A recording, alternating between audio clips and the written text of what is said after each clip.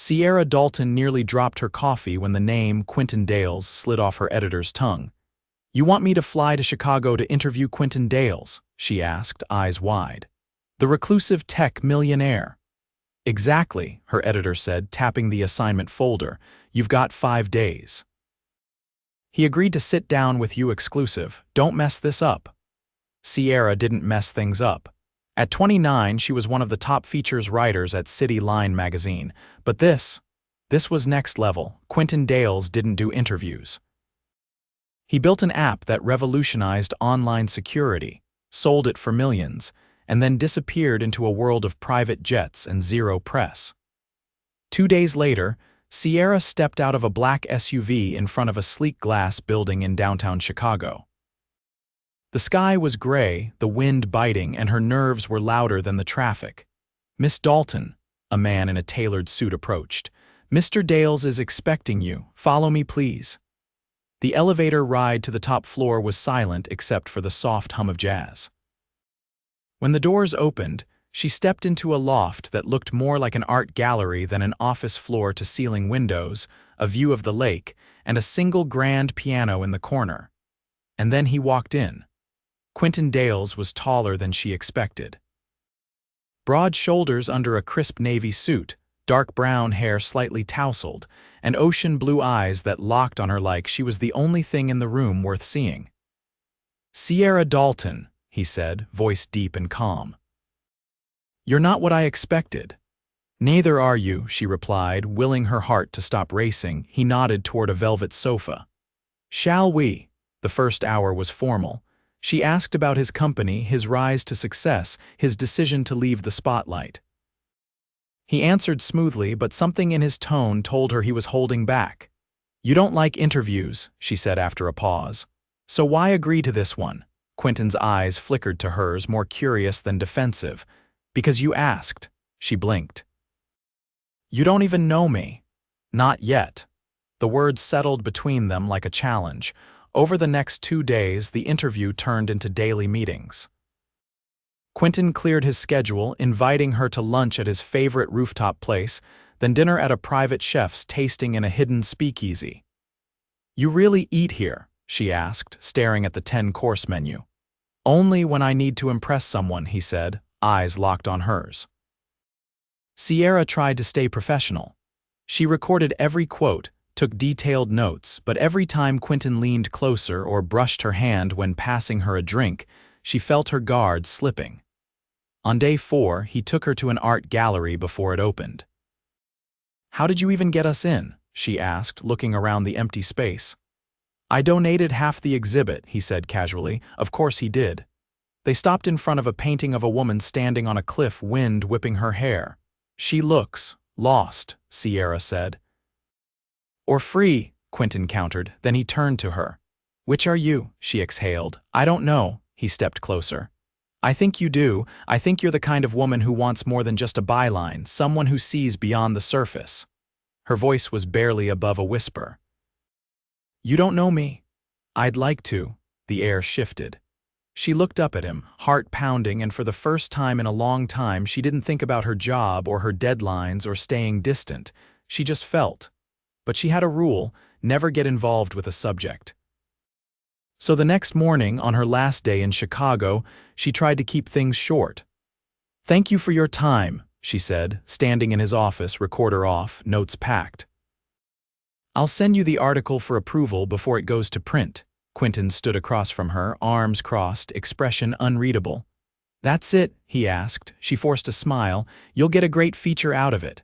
"Sierra," his voice was low. "I don't care about the article." Her heart dropped. "I care about you," he said softly. "I've spent years avoiding people, and then you show up, clumsy with your questions and too honest for your own good, and now I don't want you to leave." Her throat tightened. "You barely know me." "I know enough to want more." She stepped back. "This isn't real, it's just intensity. Interviews do that. We're in a bubble." Quinton's jaw tensed. "Then I'll pop the bubble, stay." "I can't." He took a step forward. "Why not?" "Because I don't mix work, and this isn't work anymore," he said. "This is something else." Sierra's phone buzzed. Her car was waiting downstairs. She looked at him, this man who broke all her rules, who saw straight through her, and for a second she wanted to stay. But fear won. "I'm sorry," she whispered, and she walked out. The silence in Sierra's apartment felt heavier than usual when she returned to New York. Her suitcase still sat unopened by the door, and her laptop blinked with reminders from her editor. But all she could think about was the look in Quinton's eyes when she walked away, controlled but not untouched. She poured herself a glass of wine and sat on the edge of the couch, staring out the window. The article was due in 2 days. She hadn't written a single word. Her phone rang late that night. It was Eliza, her best friend since college and the only person who knew the full story. "How was Chicago?" Eliza asked, her voice sharp with curiosity. "And don't say fine. You sounded like you were calling from another planet when you left that voicemail."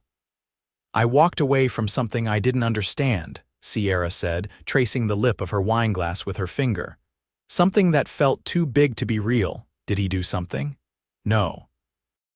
"That's the problem. He was good, too good." Eliza was quiet for a beat. "You're scared." "Wouldn't you be?" Sierra asked. "He's used to people who glide through gala openings and wine auctions." "I have student loans and a landlord who thinks it's acceptable to leave the heat off until November." "That man made time for you. He saw you. Whatever your fears are, they don't make you smaller. They make you honest." Sierra swallowed hard. "I told him it was just the moment. That it wasn't real." "Do you believe that?" She didn't answer. The next morning, she stared at the blank document for hours before finally typing the title. "The Man Who Doesn't Want to Be Seen." The words flowed easily after that, an intimate portrait of a man who built walls not to keep people out, but to keep himself safe. She never mentioned the dinners, the gallery, or the rooftop. Just the man and the spaces between the lines he gave the world, her editor called her as soon as he finished reading it. "This is the best thing you've ever written."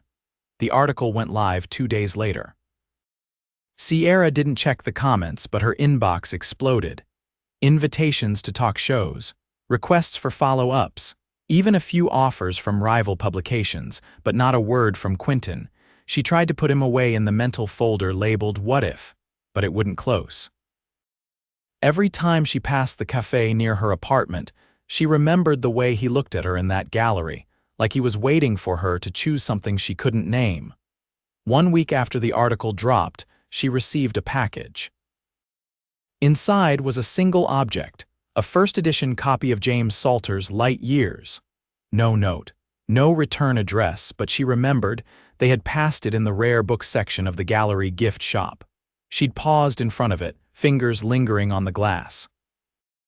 "I've always wanted to read that," she had said. He had tilted his head. "Then why haven't you?" "I don't buy first editions. I rent paperbacks from the library." Now it was in her hands. She opened it, and tucked inside was a card handwritten in clean, slanted script. Just one sentence. Some moments aren't just moments. The next morning, she boarded a flight to Chicago. She didn't call ahead, didn't text. She just walked back into the same glass tower where it all began and asked the receptionist if Quinton Dales was in. "I'm sorry," the woman said politely. "Mr. Dales is off-site today." Sierra hesitated, then left her name and number on a slip of paper. "Just tell him I came by." Walking away felt harder this time. She wandered through the downtown streets, unsure where to go. She ended up in a small park near the river, sitting on a bench under a tree with bare branches. "You came back." She turned so fast she nearly dropped her phone. Quinton stood a few feet away, hands in the pockets of a dark overcoat, wind tugging at the corners of his scarf. "I didn't know where else to go," she said, standing slowly. "You left," he said, his voice quieter now, "and I thought that was it. I thought it had to be. I didn't trust what I was feeling. And now," she looked at him, not the man from the article, not the millionaire in the glass tower, but the person who made her feel seen in ways no one else had. "Now I'm terrified," she admitted, "but I'm here anyway." He stepped forward, closing the distance. "You wrote about me like I mattered, not just the surface. You saw underneath." "I couldn't stop seeing you," she breathed. He reached for her hand. His fingers were warm against hers. I don't want this to be something we remember like a dream. Neither do I. The tension between them snapped like a taut string loosened at last. He leaned in, and she met him halfway. The kiss was slow, certain, and nothing like the whirlwind of their first meeting. It was something deeper, a promise. When they pulled apart, she laughed softly. You know, this doesn't mean I'll just drop everything and move to Chicago, right? I wouldn't want you to, he said, but I'm not letting you disappear again. What now? His eyes sparkled. Now we see what happens when we're not pretending this isn't real. Sierra looked around the gray river, the cold wind, the bare trees, and felt warmer than she had in weeks. Okay, she said. Let's find out. The first month wasn't easy. Sierra's return to New York brought back the pace of deadlines, staff meetings, and coffee-fueled late nights. But now, it came with something else, a quiet pulse of anticipation beneath everything, a growing connection that neither distance nor doubt could dim. She and Quinton spoke every evening, calls that stretched into the early hours as they navigated the unfamiliar territory of trying to build something real across time zones. No interviews, no pretense, just them. He'd ask her what she saw on the subway that morning. She'd ask him about his latest project, the one involving data security for emergency response systems. They didn't talk about what they were to each other, not yet, but every conversation wove another thread between them. Then, one afternoon, Sierra arrived home to find an envelope beneath her door. No return address, just her name in sharp, decisive handwriting. Inside was a plain ticket and a note. There's something I want to show you if you're ready. She packed before the sun set. Quinton met her at the private terminal, dressed in a charcoal coat against the wind. The jet behind him gleamed beneath the floodlights. You flew here for me? She asked, breath visible in the cold. He offered her his hand. I'm not letting this turn into another almost. The flight was quiet, the kind of quiet that didn't need filling. She leaned into the plush seat beside him, watching lights scatter across the clouds. He didn't touch her until they landed. They drove for nearly an hour, just past the city limits, until the skyline faded behind wide stretches of open land. When they stopped, all she could see was an iron gate, slowly opening. A single road curved up through a grove of trees, leading to a modern house built from glass and stone. On the front lawn stood a tall bronze sculpture of a woman with her arms raised, face turned toward the sky. Quinton parked and looked over. I built this place 2 years ago. After I sold the company, I needed somewhere to disappear, but I never brought anyone here. She stepped out of the car and followed him through the double doors. The inside was warm with soft lighting and high ceilings. A fire burned low in the hearth, and a grand piano sat near the window, untouched but polished. This doesn't feel like a place for hiding, she said. It wasn't supposed to be, I thought it would be. He took off his coat and hung it neatly. But it became a museum of everything I wasn't ready to face. She walked slowly through the open space.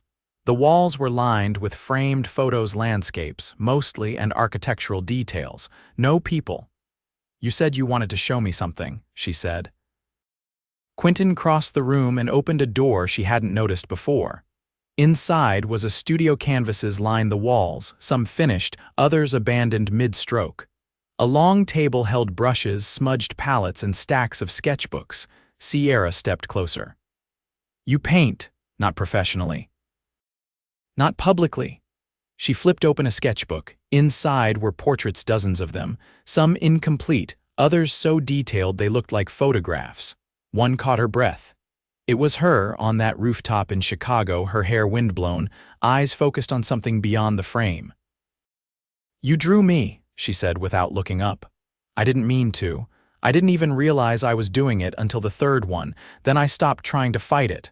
She closed the book and faced him. You're not who I thought you were. I hope not. He walked toward her, the space between them dissolving. You make me want things I forgot I could want, not just you, a life, a future. Sierra's voice was soft. That's a lot to put on someone, I know, but I don't want to hide anymore. Not from myself, and not from you. She reached up, brushing a strand of hair from his forehead. Then don't. They spent the night in that house, wrapped in the kind of silence that only comes when two people have finally stopped running. In the morning, she woke to the smell of coffee and the sound of jazz playing low in the background. She found him in the kitchen, barefoot, pouring 2 mugs. "You cook?" she asked, raising her brows. "I make coffee." The rest is negotiable. They ate breakfast on the deck, wrapped in blankets, watching fog roll over the fields. She told him about a story she was working on an exposé on a startup over inflating its valuation. He listened, genuinely interested, asking questions she hadn't even considered. He told her about a new nonprofit he was helping fund, one that provided cybersecurity training for women in tech. It wasn't a fantasy. It was real, and that terrified her more than anything. Later that afternoon, he brought her to a place tucked beyond the trees, a glass greenhouse filled with citrus trees and lavender, sunlight pooling through the roof. "I come here when I need to breathe," he said. She ran her fingers along the leaves. "You built all of this for a life you weren't living." His expression turned thoughtful. "Maybe I was waiting for someone to live it with." She stepped closer to him and placed her hand against his chest. "I'm not perfect, Quinton. I get overwhelmed. I bail when things get too intense. I overthink everything." He took her hand in his. "Then we'll figure it out, one overthought step at a time." That night they sat on the floor before the fireplace, a bottle of wine half empty between them. She looked over at him, the shadows dancing across his jaw, and asked, "What happens if this doesn't work?" He didn't hesitate. "Then we try again and again, until it does." Sierra leaned back against the couch, her heart lighter than it had been in years. For the first time, she stopped imagining what could go wrong. She started picturing what could go right. The moment Sierra stepped back into her apartment in New York, it felt different. Not because anything had changed. Her keys were still in the chipped bowl by the door. The half-finished stack of books still teetered on the windowsill, but because she had changed. She only had 2 days to finalize her next article, a profile piece on a rising political strategist. But her mind kept drifting back to the greenhouse, the sound of Quinton's voice as he spoke about building something for someone he didn't even know he'd meet yet.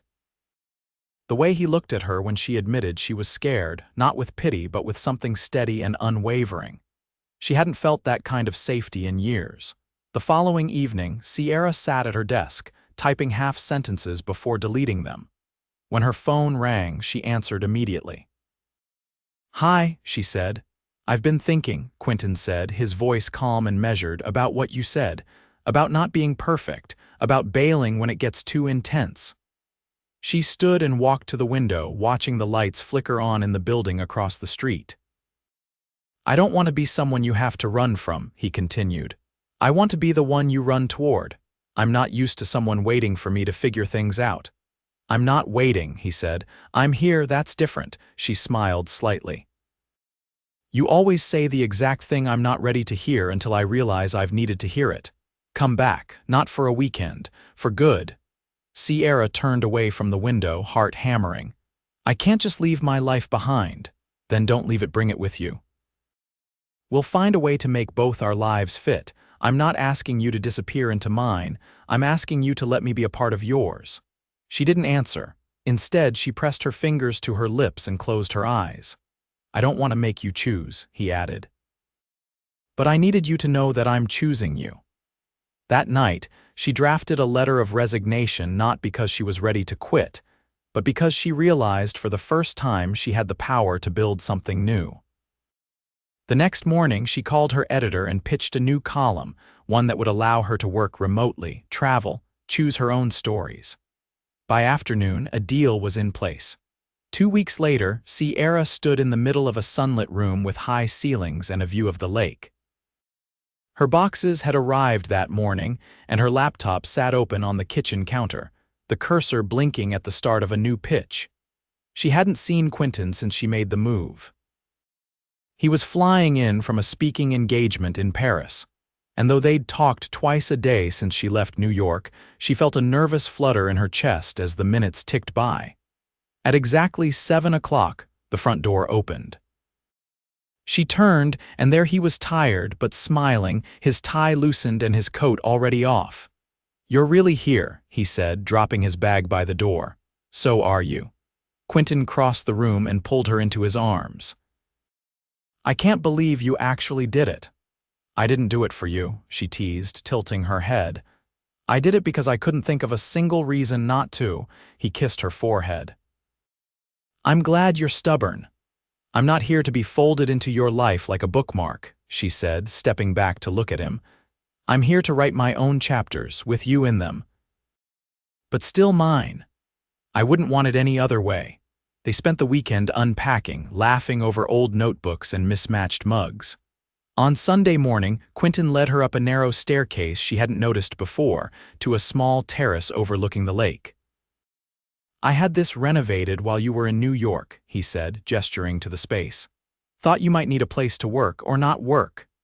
The terrace had a built-in bench lined with cushions, a small writing desk, and a telescope. She turned slowly, taking it all in. "You built this. I had help, but the idea was mine." She walked to the desk and ran her fingers along the edge. "You have a habit of giving me things I didn't know I needed. I pay attention." That night they hosted their first dinner. Just a few neighbors, people he barely knew, but she wanted to meet everyone. She wore a navy silk blouse with sleeves that kept slipping down her arms.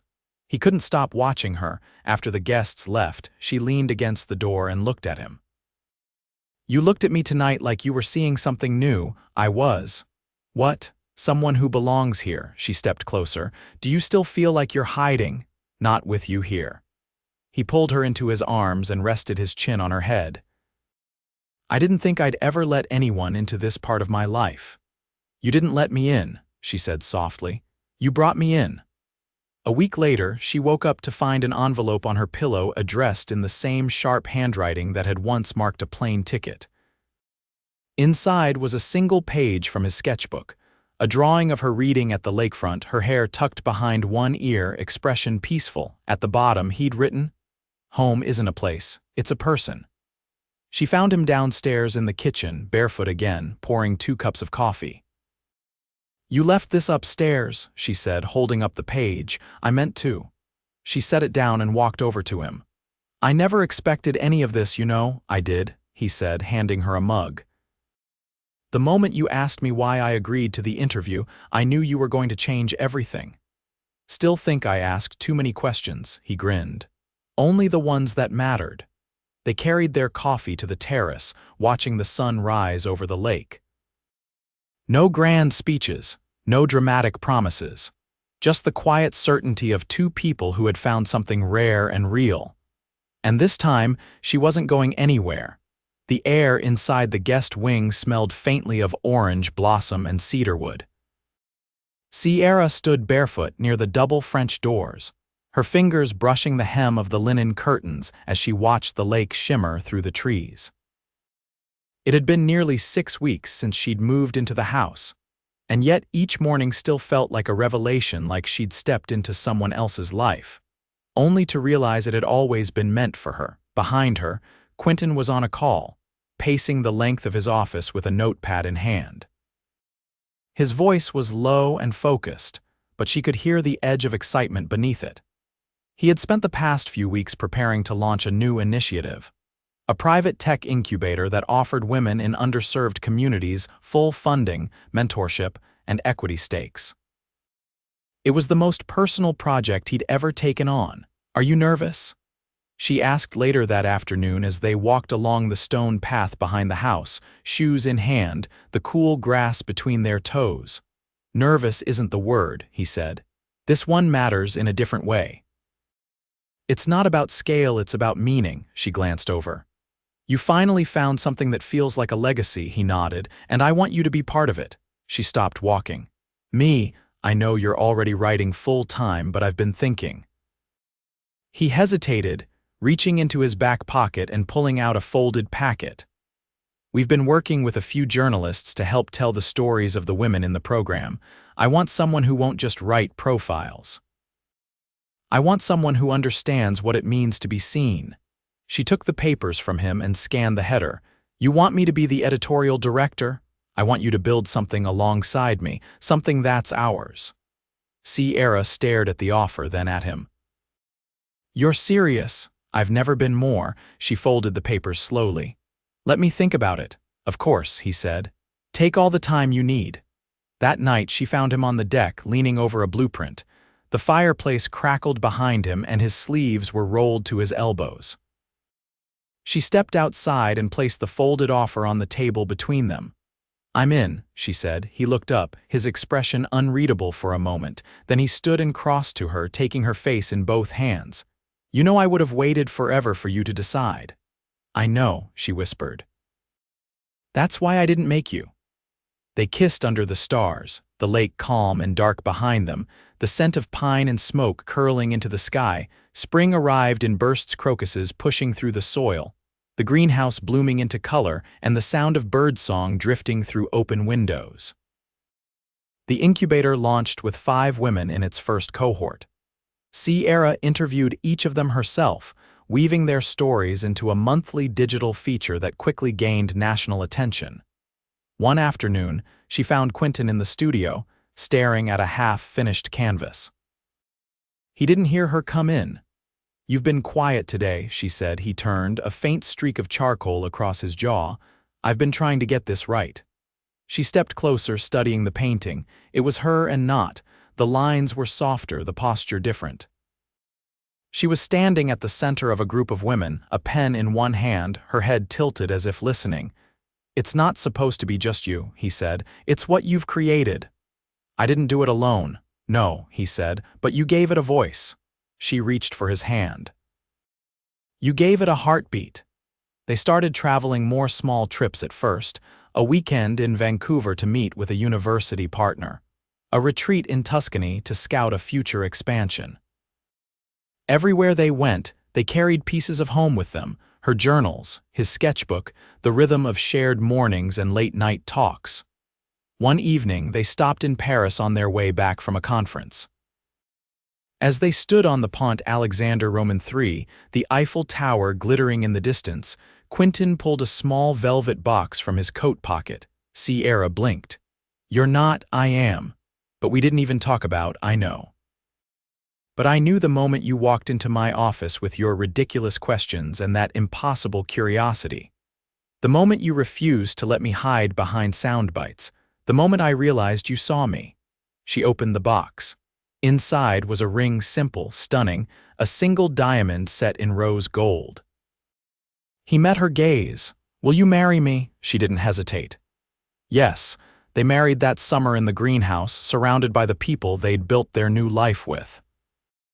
The ceremony was small, intimate, a string quartet playing under the glass ceiling, wildflowers tucked into every corner and sunlight pouring in like a blessing. Sierra wore a gown the color of champagne, and Quinton couldn't take his eyes off her. "I didn't think I'd ever have this," he told her during their first dance. "Not the success, not the house, not even the peace, but especially not you." "You almost didn't," she said. "I almost ran.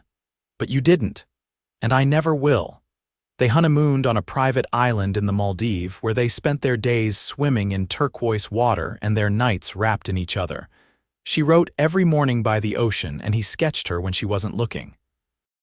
When they returned, the house felt fuller, not just with furniture or books, but with life. The incubator expanded into 3 cities. Sierra published a collection of essays about transformation and identity, which became a bestseller. Quinton began mentoring young founders, teaching them how to build not just companies, but character. One quiet night in early autumn, they sat on the terrace wrapped in a shared blanket, watching the stars.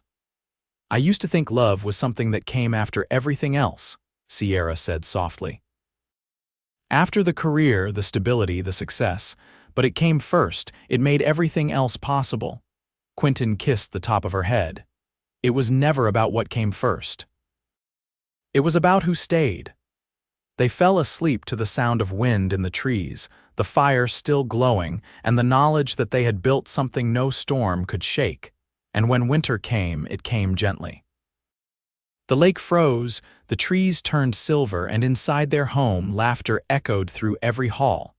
They weren't just in love, They were rooted, growing, and endlessly, entirely home.